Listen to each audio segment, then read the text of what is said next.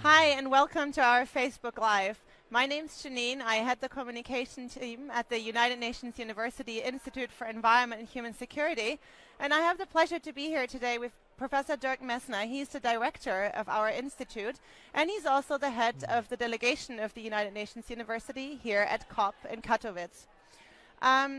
Dirk, I wanted to talk a little bit with you about the Pacific Islands today. Right. It's a beautiful part of the world, but we've been hearing a lot here about the unique challenges that they're facing because of climate change. Can you explain to us a little bit what the current situation is? Yeah. I mean, the most important point from their perspective is that sea level rise is going on, and this is driven by climate change and global warming. And already with a global temperature rise around 1.5 degrees to 2 degrees, and this is very ambitious to achieve, several of these islands might even disappear. And therefore, the question is what we can do for people to support them in this very difficult situation. And what will this concretely mean for people that are currently living on the Pacific Islands? You're saying that the islands might disappear. How are they currently responding to that? What are ways for them to adapt to this new situation? I mean, still there is internal displacement. So we can support people to move from one part of the island to the other part of the island. But if you imagine that with 2 degrees global warming or even more, several of these islands and territories might disappear, we need to support them by migrating to other places, because this might be their ultimate and unique option then. Okay, coming back to that, you've spent a lot of your lifetime researching climate change and how it affects people's life and overall sustainable development. What would be some innovative, out-of-the-box solutions that we could think about to support the people that are already at the forefront of the climate change that we're discussing so much here at COP? I mean, the first important starting point is to emphasize that this is an unprecedented situation, actually. Islands and nation states and territories and then citizenships disappearing from our landscape, this is something really historically new. And there are three imperatives which we should have in mind. The first one is, of course, we need to bring the emissions down rapidly to avoid the major crisis. This is the first imperative. And this is in the hands of the high-emitting countries. These are the OECD countries, the industrialized countries, the rich countries. The second imperative is then that we will see impacts of climate change on these islands and elsewhere, and therefore adaptation strategies to improve the possibility to manage crisis situation better is imperative number 2. This is about resilient climate infrastructure. This is about different agricultural patterns. This is about monitoring systems for these islands. This is number 2, adaptation. And number 3 is then the worst case. In a situation of emergency, when several of these islands might disappear from the landscape, we suggest a passport for them, which we call a climate passport, which would allow them then to become citizens of other nations, because their own nation, their own territory might disappear. That's a very interesting idea. Are there what sort of nations do you see as potential candidates to host climate migrants from small island states such as the Pacific? Yeah. I mean, actually, this is a very plausible and simple idea. People are losing their homes and territories, and we know the drivers of these processes because these are the highly emitting countries.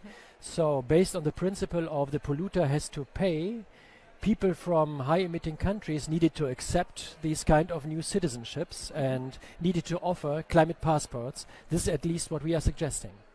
Okay. You're suggesting this. Can you tell us a little bit more? How do you do this currently in your role as leading the UNU United Nations University delegation here at COP and advocating for your idea? Can you tell us a little bit more about how you're bringing this idea into the decision makers that have gathered here in Poland? Yeah, we are talking about this idea to as many as possible political decision makers, European ones, Asian ones, African ones. We try to trigger the idea. And we do this by emphasizing an historical analogy, because there has been another type of passport for stateless people already after World War I, the so-called Nansen passport. Fridtjof Nansen, he was a famous polar forscher, but at the same time in his period he was the refugee commissioner for the League of Nations. And he invented for stateless people who moved around in Europe after end of World War I a Nansen passport, a very similar idea. No? So he tried to convince other states and governments to offer to stateless people after World War I a new home. And over 50 governments around the world accepted this idea, and more than 500,000 people had the chance to get this kind of passport. And we try to push this idea now here at COP24, but also, of course, in other international fora. If this wasn't happening, and if the policy debate isn't moving into this direction, and the problem you're describing is very serious, do you have the feeling that it's being seen in all its gravity with the decision makers here? And if not, what would be some potential worst case scenarios that we would be facing if solutions aren't found right now, unfound? Yeah, I mean, we have two arguments to move into this direction. The first one is based on the idea of international responsibility and international justice ideas. No? So we need to help people who are in a very difficult situation, knowing that we are causing the problem. So this is argument number one, justice and responsibility. But argument number two is equally important, because if we wouldn't solve these kind of challenges, we would run into mass migration, uncontrolled and chaotic. No? And this might cause then even security and instability challenges in the international system. So we do not only have dignity arguments and justice arguments on our side. I think we also have to convince and need to convince people who are interested in international stability and international security. So you're also making a case for the industrialized countries that would have the option of hosting these migrants. Exactly. To say it's a win-win situation then. If we don't act there, we will see chaotic migration. And we do have a migration debate currently in Europe, and we see how difficult the issue is, and therefore we argue for well-governed migration. Prepare for that, having rules for that, and this is the debate which we try to push forward. Okay. We're in the second week of COP here, so there's only very little time left for decision makers to come to the table. What are your hopes personally for the outcomes that we're going to see here leaving from Poland? Yeah. This is an important COP because we are supposed to develop a rule book to implement the Paris Agreement towards the next decades to come. And this is very important to get precise and concrete and operationalizable measures and monitoring system on the ground in place. And I hope that we are moving into this direction. But we have a second pillar here which are being discussed, and this is the ambitions of climate policy itself. Governments have been asking the research community, the scientific community, us actually, to deliver a 1.5 degree report. So figuring out which implications would a 1.5 degree global warming have. And now there is a controversy here at this conference whether governments are welcoming this report or not. And this is still a debate. And this is very important because this defines the level of ambition which is needed to make climate protection happen. We need to halve global emissions every decade now towards 2050 to move towards zero carbon emissions in the global economy by mid-century. And this is a huge challenge. So it's not only a technical debate here moving forward, standards, measurements, it's also a political question about the level of ambition. We started talking in the beginning about the people who are being most affected, who are at the forefront of climate change. Can you just make this shortcut for us to explain how the decisions that may or may not be taken here will very concretely start affecting the lives of people that are already seeing the effects of climate change that you touched upon earlier? I mean, we already see the impacts of climate change in many countries.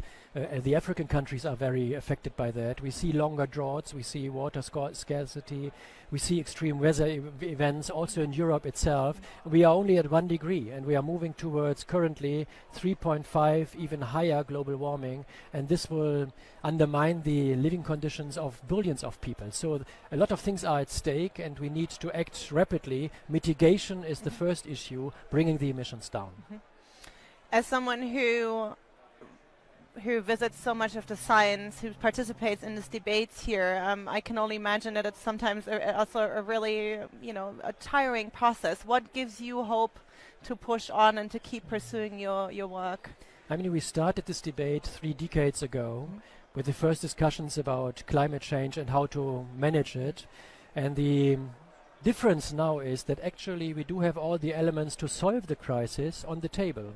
We have the technologies to bring emissions down. We have the political instruments to manage the situation. We do have global alliances now to push this forward. Many firms, many cities are very engaged. We need breakthroughs now. It is about scaling up and acceleration. This is still possible.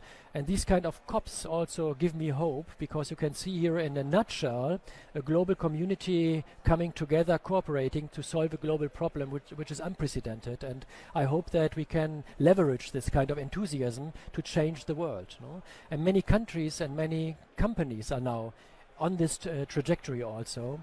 Therefore, there are still options, and at the end of the day, I hope that we will move rapidly enough in the right direction. You also touched upon decarbonization earlier, and it seems to me that the two are quite interlinked as well, together with migration, environmentally induced migration. Can you quickly tell us what are the priorities that we need to focus on in terms of decarbonizing our economies and our markets? This is actually easy to understand. There are three major areas where we need to decarbonize our economic systems. These are the basic infrastructures of all our societies. The first one is energy. So 75% of our global emissions, which are producing global warming, are being produced by burning fossil fuels. These are our energy systems. We need to decarbonize our energy systems. Renewable energies are the answer. We know the technologies. No? The second thing is then 25% of emissions are connected with land use changes. Half of that is destroying woods and forests, and the other half is agricultural production. So we need to develop a climate proven and climate resilient agricultural system worldwide, and we know how to do that.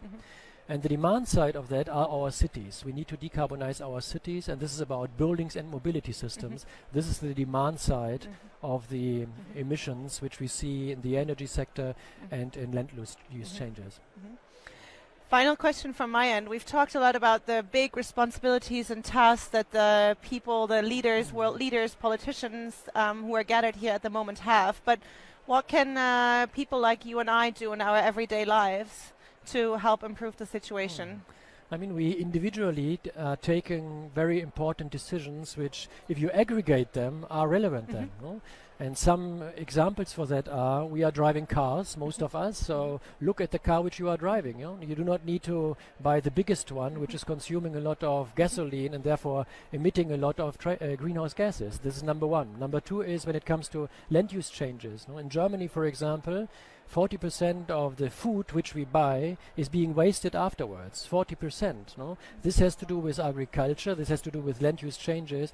We could reduce emissions from land use changes significantly if we could avoid wood waste.